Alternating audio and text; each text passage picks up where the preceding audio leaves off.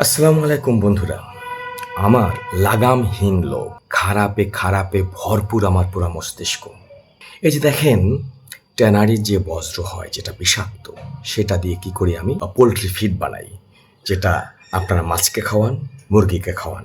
সেই মাছ, ডিম, মাংস আপনারা খান, আপনাদের শরীরে ক্যান্সার ছড়ায় যাচ্ছে। প্রকৃতিগতভাবে প্রত্যেকটা ডিমে ওমেগা 3 ও ভিটামিন ই থাকে। কিছু কোম্পানি চমৎকার মোড়ক ও মোড়কের গায়ে বিজ্ঞাপন দিয়ে কোনো কোনো সময় ডাবল বা তার চেয়েও বেশি দাম রাখছে।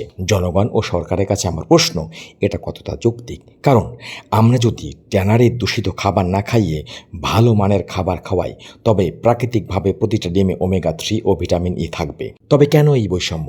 যদি কেউ সত্যি সত্যি ডিমে ওমেগা 3 ও ভিটামিন ই বৃদ্ধি করতে চায়, তবে মুরগিকে তিসি বীজ, সিয়াসিড, মাছের তেল, শৈবাল সমৃদ্ধ খাবার খাওয়াতে হবে। আমাদের তদন্ত করে দেখতে হবে আমাদের পোলট্রি ফিড কোম্পানিগুলো আসলে কী ধরনের খাবার তৈরি করে। যদি তারা স্বাভাবিক খাবার দেয়, তাহলে ডিমের দাম ডাবল বা তার বেশি রাখা অযৌক্তিক। আমাদের গ্রামের কৃষকের ঘরে পালিত হাঁস বা মুরগির ডিম বেশি পুষ্টিকর। এর কারণ খোলামেলা পরিবেশ, বৈচিত্র্যময় খাবার। দেশি মুরগি বা হাঁস খোলা জায়গায় হাঁটে, দৌড়ায়, এতে তাদের শরীর সুস্থ থাকে এবং ডিমের কুসুম গাঢ় কমলা রঙের হয়। এই রঙের কারণ হলো খাবারে থাকা ক্যারোটিনয়েড নামের উপাদান, যা শাকসবজি ও পোকামাকড় থেকে আসে। আমি কবে ভালো হব?